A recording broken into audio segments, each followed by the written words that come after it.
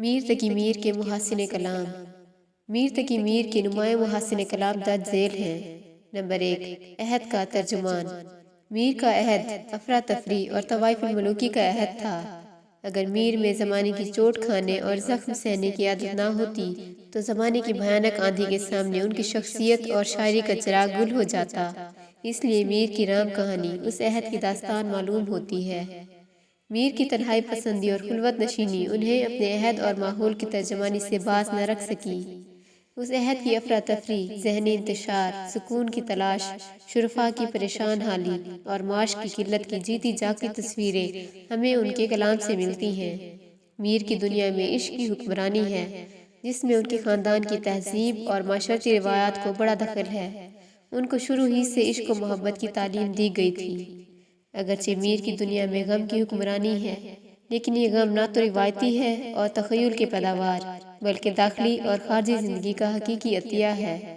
اس غم میں استقامت، حوصلہ مندی، غیرت و اہمیت، بلندی اور وقار ہے۔ وہ غم میں ڈوب کر ابھرنے کی کوشش کرتے ہیں، اس کا مردانہ وار مقابلہ کرتے ہیں۔ اس لیے ان کے غم میں ایک سنبھلی ہوئی کیفیت کا احساس ہوتا ہے۔ میر کا غم انفرادی ہی نہیں بلکہ آفاقی بھی ہے۔ اس سے انسان کی عظیم جدوجہد کا اندازہ ہوتا ہے۔ غم انسانی زندگی کا لازمی جز ہے۔ انسانیت غم سے اور زیادہ سنورتی ہے۔ یہ غم ہی ہے جس نے میر کی شاعری میں حسن، موسیقیت، معصومانہ تخیل اور روانی تاثر پیدا کر دیا ہے۔ نمبر 2، جذبات کی قربانی۔ جب میر اپنے جذبات کی ترجمانی کرتے ہیں تو ان کے اشعار میں حیرت انگیز سادگی پائی جاتی ہے۔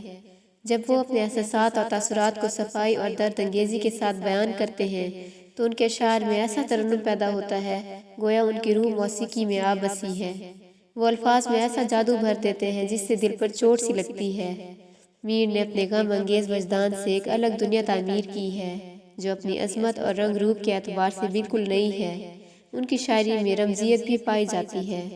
نمبر 3، خودداری۔ میر کی ایک اور خصوصیت ان کی غیرت اور خودداری ہے۔ وہ امراء اور روسات سے میل جول کو پسند نہ کرتے تھے کہ اس سے ان کی خودداری کو ٹھیس نہ لگے۔ وہ بے حد کم گو اور آزاد طبیعت واقع ہوئے تھے۔ مفلسی اور درویشی نے ان کی اعلیٰ ظرفی کو اور بلند تر کر دیا تھا۔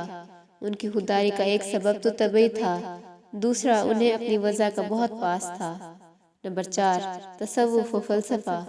میر تصوف کے نہیں تغزل کے شاعر ہیں، لیکن اس دور کے رواج کے مطابق ان کی شاعری میں عارفانہ مضامین بھی ملتے ہیں۔